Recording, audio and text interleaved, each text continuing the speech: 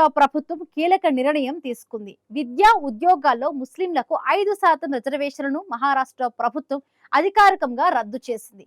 ఇది ఈ నెల 17 నుంచి అమల్లోకి వచ్చినట్లు రాష్ట్ర ప్రభుత్వం ఉత్తర్వులను జారీ చేసింది. మహారాష్ట్రలో ముస్లిం రిజర్వేషన్లను రద్దు చేయడంపై విపక్షాలు తీవ్ర స్థాయిలో ధ్వజమెత్తాయి. ముస్లింలకు రిజర్వేషన్లను అధికారికంగా రద్దు చేస్తూ ప్రభుత్వం తీసుకున్న నిర్ణయంపై ప్రతిపక్షాలు తీవ్రంగా మండిపడుతున్నాయి.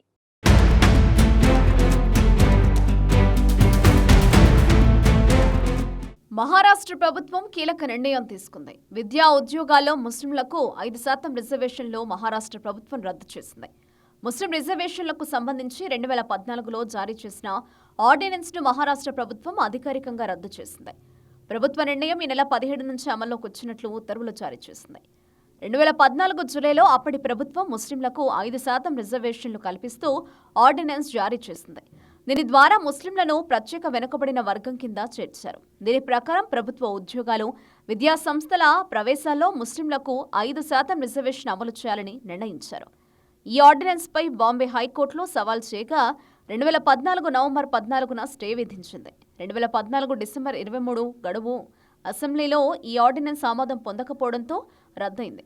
ఆ తర్వాత బాంబే హైకోర్టు ఆదేశాలకు వ్యతిరేకంగా సుప్రీంకోర్టును ఆశ్రయించగా అక్కడ కూడా ఈ నిబంధన చెల్లదు అని పేర్కొంది. దీంతో ఆ రిజర్వేషన్ చట్టపరంగా అమలులో లేకుండా పోయింది.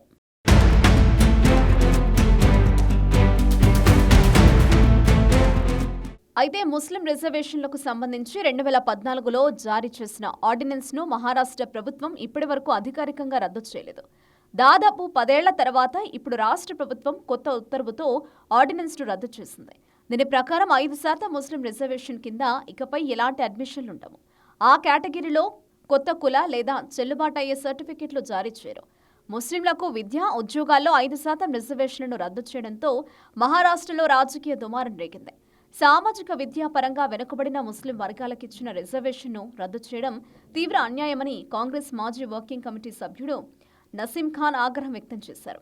2014లో కాంగ్రెస్ ఎన్సీపీ ప్రభుత్వం ఆర్డినెన్స్ ద్వారా ఈ కోటాను ప్రవేశపెట్టిందని, తర్వాతి ప్రభుత్వాలు దాన్ని కొనసాగించలేదని అన్నారు.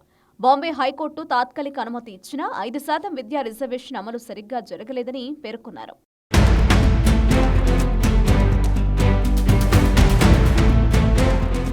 ముస్లిం రిజర్వేషన్లు 2014-15 విద్యా సంవత్సరంలో మాత్రమే అమలై తర్వాత ఆపివేసినట్లు నసీం ఖాన్ ఆరోపించారు.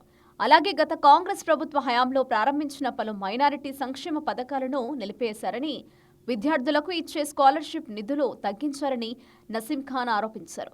వార్షికంగా అవసరమైన 90 కోట్లకు బదులుగా కేవలం 20 కోట్లు మాత్రమే కేటాయించారని నసీం ఖాన్ విమర్శించారు. 70 నుంచి 75 పాఠశాలలకు మైనారిటీ హోదా సర్టిఫికెట్లు ఇచ్చారని, వాటి మంజూరులో అక్రమాలు జరిగుండొచ్చని ఆరోపించారు. కొన్ని సంస్థలకు సర్టిఫికెట్ ఇవ్వడానికి భారీ మొత్తాలు వసూలు చేశారని కూడా ఆరోపణలు చేశారు. బీజేపీ తమ పార్టీతో పాటు మిత్రపక్షాల్లోని ముస్లిం నాయకులను కూడా గౌరవించడం లేదని ఎన్సీపీ ఆరోపించింది.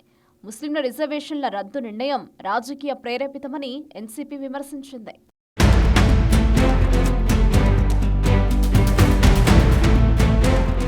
మరోవైపు మహారాష్ట్రలో మైనారిటీ హోదా మంజూరులో అవకతవకలు ఆరోపణలు కలకలం రేపాయి. అజిత్ పవార్ మరణం తర్వాత 75 విద్యా సంస్థలకు మైనారిటీ హోదా ఇచ్చినట్లు ఆరోపణలను ఎదుర్కొంటున్న మైనారిటీ అభివృద్ధి శాఖకు చెందిన సీనియర్ అధికారిని రాష్ట్ర ప్రభుత్వం పదవి నుంచి తొలగించింది. మైనారిటీ అభివృద్ధి శాఖ డిప్యూటీ సెక్రటరీ మిలింద్ పద్మనాభ్ సేనాయ్ను పదవి నుంచి తప్పించినట్లు అధికారులు తెలిపారు. జనవరి 28న బారామతి ప్రాంతంలో జరిగిన విమాన ప్రమాదంలో అజిత్ పవార్ సహా 5గురు మృతి చెందారు.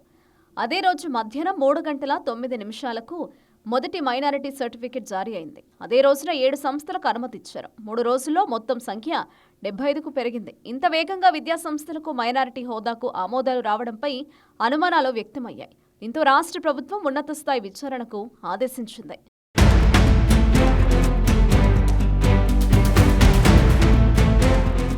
ముస్లిం రిజర్వేషన్లకు సంబంధించి 2014లో జారీ చేసిన ఆర్డినెన్స్ ను మహారాష్ట్ర ప్రభుత్వం ఇప్పటి వరకు అధికారికంగా రద్దు చేయలేదు.